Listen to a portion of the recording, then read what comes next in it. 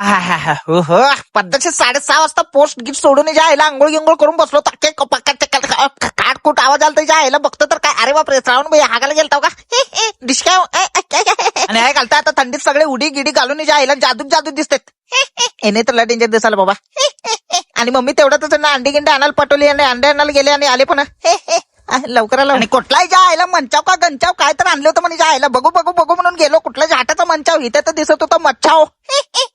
अरे बापरे, हित आहे का, 2 वेगवेगळे फ्लेवर होते. पाणी गरम करून त्याला टाकून प्यायचं म्हणून. अरे चांगला चांगला. आणि तेवढ्यातच एंट्री झाली. ओ ओ ओ ओ ओ ओ ओ ओ हरा दीवान मुझे पहचानो कहां से आया मैं उड़ान. अवघड आहे याला ओढा पुढे म्हणले. ओढण फ्लॅश चालू बघा, फ्लॅश मोबाईल. हा बंद करा बंद करा. छोट तुझ्या आईची गाड तुझ्या बिना अंडाचा डॉन. चला आता ज्या आईला जरा मंचावकडे बघा म्हणलं आणि दोन्ही फ्लेवर मिक्स केला होता. कसं लागतं काय माहिती, चांगलंच लागेल ज्या आईला. आता आपण पिऊ मंचाव ढिंचाक डिचाव ढिंचाक डिचाव. आपण आता पिऊ मंचाव ढिंचाक डिचाव ढिंचाक डिचाव. बघू आता वक्ता जार लागलं ना काय विचारतो नका. आमच्या घरात त्याला बॅनच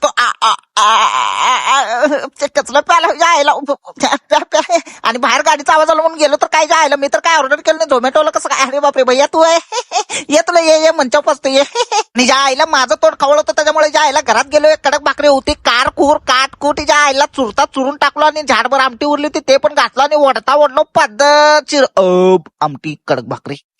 आणि पद्धतशीर जेवण गिवण करून बाहेरून पुढे खात बसा म्हणलं ते किचन मध्ये 100 रुपये दिसले. हात गप बसला नाही. मम्मीला सांगू नका कोण. आणि पद्धतशीर बडबड बडबड करत त्याच्या आईला पुढे गिडी खात बसलो. चला आता ब्लॉग आवडला तर लाईक फॉलो तर नक्की करा.